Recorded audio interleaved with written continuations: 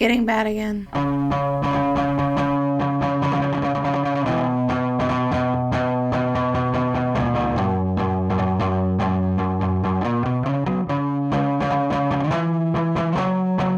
I know it's getting bad again because I've started to get more emotionally invested in my Sim's path to higher education than my own.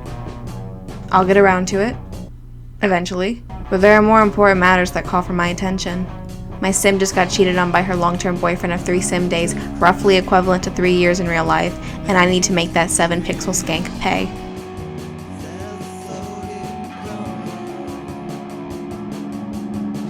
Perfect. I've become more impulsive. I get dressed up with no particular destination in mind.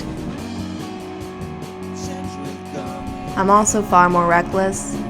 Like now, looking at this perfectly normal tube of lipstick, I can't shake the feeling that if I ate it right now, it would taste amazing.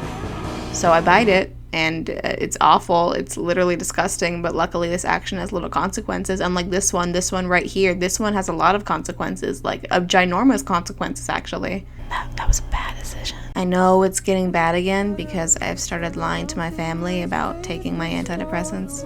I used to do it all the time as a child, in act of defiance. My father used to cover them in peanut butter to make it look more appealing, kind of like a dog. I hate peanut butter now. But there's really only one way to know that things have gotten bad. They get a lot worse.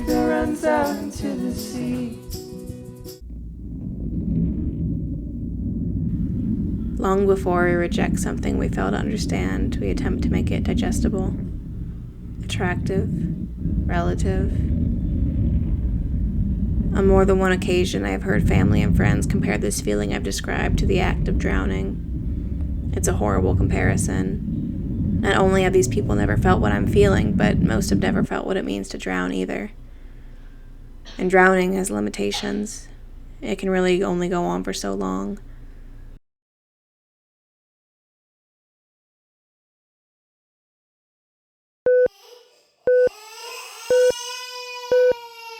I don't remember the day I was born, as to be expected. I don't want to. My parents anticipated a complicated delivery. My brother had to stay in the NICU for a week because his lungs were filled with fluid. He knows what it's like to drown. But I know of something else. I understand silence. I understand silence because it's what marked my entry into the world. Total quiet, until there was screaming that didn't stop, because the first thing I ever learned to do in this world was cry.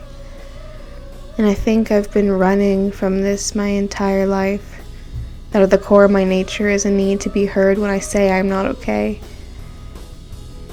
For it was only at the first tear shed that anyone ever knew I was alive, breathing, thinking, feeling.